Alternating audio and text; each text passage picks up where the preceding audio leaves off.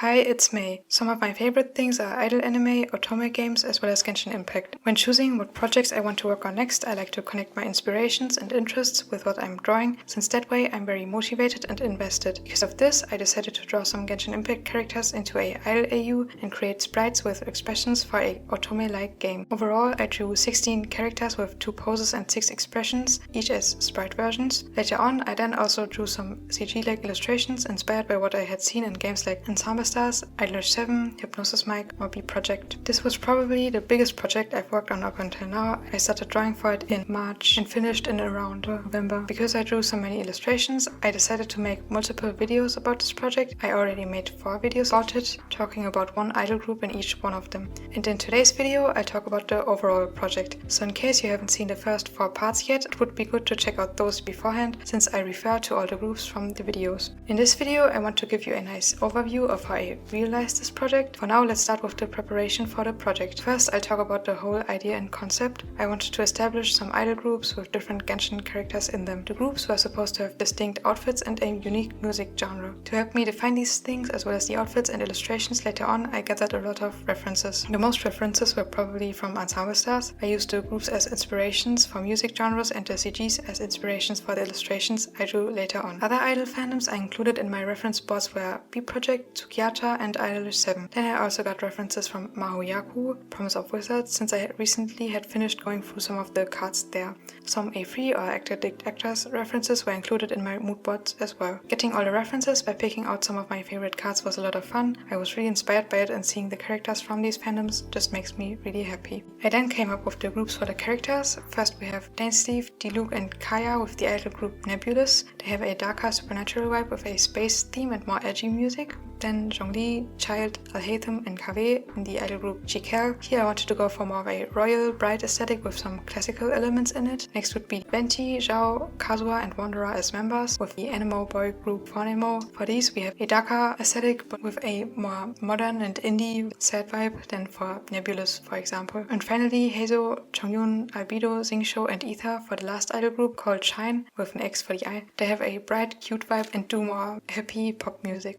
After I had established these groups, I defined what I wanted to get out of this project. First, I started off in Notion. I wrote down all the art and content I could imagine making out of this project. I defined I would want to have 16 expression character sheets with multiple versions, showing off expressions as well as the outfit variations. For the expressions, I wanted each character to have a neutral, talking, sad, angry, and surprised one. I'm not going to talk about this in too much depth for this video, because I would like to also make a video about drawing the Genshin characters with these expressions later on, when I've used the expressions to create some edits. Let's get back to the expression sheets. I went on to choose some poses. I would draw them in for their full body sprite-like illustrations. Here I sketched a lot of poses and sorted them to the characters. For the outfits, I gathered references from Pinterest and made a lot of sketches from outfit sketches in my sketchbook. I wanted to draw 2 outfits for each character, one casual modern one as well as their idol outfit. For the modern outfits, I wanted to include different kinds of pieces and cuts as a base. To make the outfits stand out more, I then added different accessoires that would often be a bit inspired by the Genshin outfits. For the idol outfits, I wanted each group to have matching outfits but still have each character's one be a bit unique. Overall, I first sketched a lot of outfits and sorted them to the characters or idol groups afterwards. Sometimes I like to already have the character in mind when I'm designing the outfit here. I only focused on designing a nice modern outfit at first though. Then I also wanted to do 16 illustrations with full background. For the idol CG poses, I had first determined a camera angle and perspective I would want to use for each group. Then I used Clip Studio to pose 3D models, making sure that none of the poses would look too similar and that they would align nicely within each group.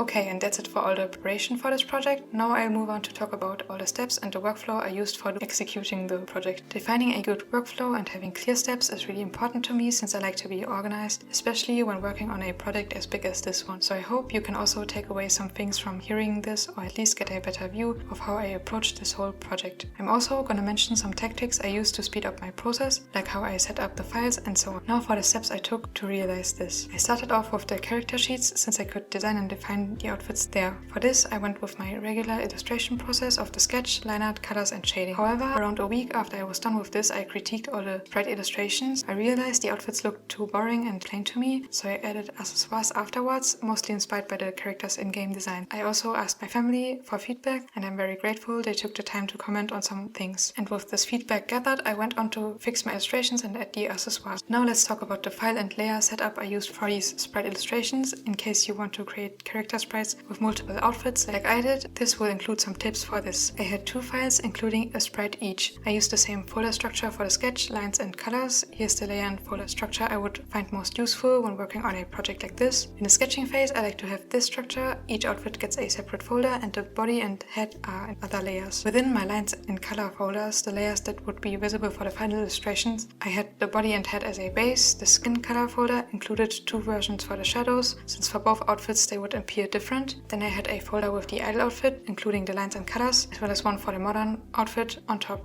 This way I could toggle between them, switching the character outfits. For all the line art in this project, I had first thought about coloring the lines, but this would take a very long time and be very tedious. Because of this, I established what look I would want to go for the line art. I put a dark brown color on top of the line art layer to color my lines. Then I duplicate the line art layer, blurring a copy. I set the one not blurred to multiply, and that's how I achieved a similar look for all lines in the illustrations, repeating the steps for each one. What saved me some time as well was to use the same reflections for the eyes. I painted them in on one sprite file and copied this for the other ones. I also applied this copying from one file into others to some accessoires for the idle outfits, since within each group the outfits tend to look very similar. Finally, when it came to exporting the sprites, I used After Effects to be able to easily replace files for the different outfits or expressions and use the same setup for all expression sheets and so on. Then I determined backgrounds and elements to include and edit these, and that's how I drew all the sprites and created character sheets from them. For the idle CGs, I used a similar folder structure and process as I explained in this video. I also went with the sketch, lines, colors and finally shading, but afterwards, similarly to the sprite illustrations, I critiqued these as well and added depth to outfit parts as well as hue variation as I was fixing and painting over as a final step. I also made sure to use the same line art layer structure here. I was able to get a bit more colored lines by blurring my colors layer and putting a copy of it on top of my liner. I again critiqued, fixed and painted over these illustrations in the end. Finally, I added backgrounds for the CG illustrations to save up on some time, and because I thought this would be nice to put the characters together, I went with one bigger background where each character would still have an interesting background on their own, but it is the same setting, like all characters in one group are on one stage. Making sure the perspective would work and characters would stand out from the background was a bit difficult here. I also don't draw backgrounds often, so I used a lot of references to draw the elements. Still, it was definitely interesting and fun to do. And that would be it for the steps I took to realize the project. Next, I will talk about how I approached feedback, critique and fixing or painting over my illustrations. Alright, if you've seen the previous parts, you already know I critiqued both my sprite and CG illustrations around 1 or 2 weeks after I drawn them. In case you're interested in how I critique my illustrations, I made a video talking more about this a while ago, but I basically critically look at my art for a while, writing down what looks off, then I mirror the art and repeat, and finally I have checklists I go through, including some common mistakes I noticed I make, and I check if any of things in there apply in my illustration. From this I then have some notes for what I would want to change. I also asked my family for feedback, and I'm very grateful they gave me some things to work on. Having other people look at your art can be very helpful, since they might spot mistakes you didn't see. It's good to differentiate here. There is feedback that is objective, like the hand being bent too much or the eyes looking in different directions, and there is more subjective feedback, like the lines being too thin or the colors looking too saturated. Basically, objective things would be when things are wrong fundamentally wise, proportions looking off and so on, while subjective things are more stylistic choices. Some people might like very pastel-y, cold colors, while others like more saturated and warmer ones and so on. For gathering the feedback from my family, I got both kinds of feedback. For fixing, I focused on the objective things, but also considered the more subjective aspects. And here are the things I got out of critiquing my art on my own. The shirts often looked too flat to me, so I wanted to add some depth. The hair sometimes also was not fluffy enough, and I wanted to add more detail there. The facial expressions were not expressive enough, definitely, so I wanted to change this as well. And finally, the accessoires often looked too flat to me. And here's what my family pointed out. The colors are too pastel-y or purpley and a bit blown out. They don't have enough contrast, and then in general that the expressions were not expressive enough, and I should make use of the eyebrows and mouth more. Then for Venti's CG, they especially said that the hand looked weird. For Zhao's CG, they pointed out that the eyes were kind of squinting. For Kaya, the legs looked too thin or flat, and for Albedo's sprite, the hand anatomy didn't work at all.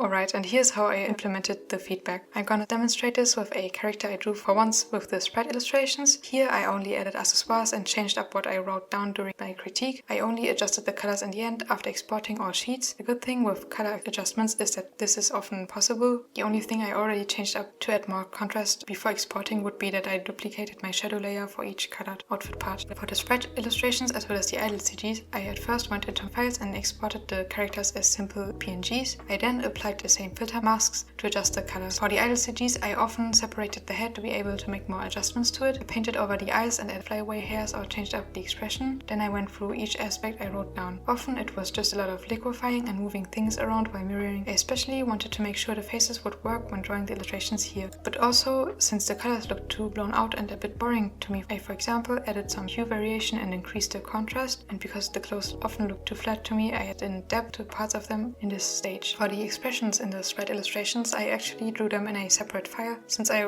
wanted to draw the expressions there, so I also adjusted the heads in these files, and I found this really helpful because it enabled me to only focus on the face, but still it's important to make sure that even when you're fixing the face and head, it still aligns with the rest of the body and the pose, and that's how I implemented feedback. While I think this did make the illustrations look nicer, when I look at them now, I can still see things I want to improve on though. It's good to not spend too much time fixing old art. This is one of the things along many others I learned when working on this project. I'll talk more about these things now. Alright, and with the critique out of the way, let's now finally talk about the learnings. I'll also include some helpful tips I learned along the way here.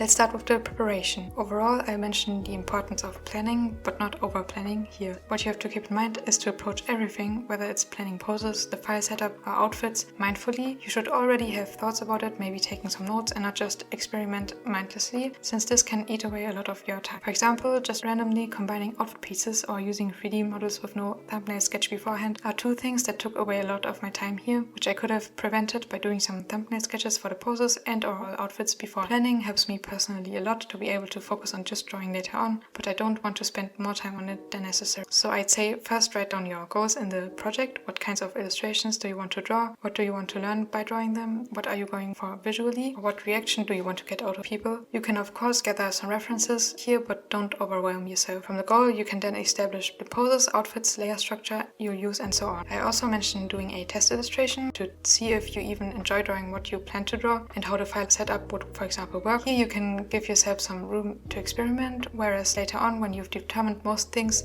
you get to focus on achieving your goals. Next is something about expressions. If you're going for a sprite-like illustrations with expressions like here, it's good to keep the whole head in a separate folder or layer or file. I had to separate my skin layer here, for example, to get the faces into the separate file, which again took away some time. I also have a lot of things to say about expressions. Overall, I just sum it up with it's really important that your characters are expressive and show their personality through their expression, how far their mouth is open, how their eyebrows look, and so on. Before drawing an illustration, you can ask yourself, how would this character smile, and so on. And for me personally, I just mostly have to make sure the mouth is more open and that the eyebrows are more angular and further down on the face most of the time. Otherwise, my characters look relaxed and kind, which is also good if that's what you're going for, but here I wanted the expressions other than the neutral one, as well as for the idle CGs, to be unique and stand out. Next up is a tip regarding variations. This just applies to Krita, the program I used to draw, but you can recreate a similar thing by exporting variations as you're making them and or keeping them on separate layers. In Krita, you have a recorder feature, and for this, Krita creates folders in which images of these recordings are. I usually fill in colors in different ways and afterwards pick some images from this recorder folder. I put them next to one another on my mood board. After this, to choose which variation I want to go for. Finally, I mentioned blocking in the lighting or colors for drawing illustrations, especially with backgrounds like the idle CGs here. You can also just first draw the background and then draw the character in it. It's good to make sure your character stands out from the background while looking like they fit into it. Doing some quick lighting block-ins on one layer at first before moving on to more detailed shading can help you to save time later on. Alright, with that I've given you a big insight into how drawing this project was for me, how I developed as an artist along the way, and what I learned from it. I hope you could get a lot from this video as well as the other ones, and that it was entertaining, inspiring, and helpful to you. Thank you for watching all the Genshin Impact Idol AU videos. It means a lot to me to be able to share my big interests with people with similar interests, whether that's drawing, art, anime, Genshin Impact, or idols, or all things combined. Would you like to see more videos like this in the future? Was there a part about this or the other videos you think I could improve on or you particularly liked? Feel free to let me know your thoughts in the comments. Any feedback would be very appreciated. Realizing this project was a big dream and goal of mine, and I'm very grateful for being able to have done this. Again, thanks for watching. I hope you have a nice day, and bye.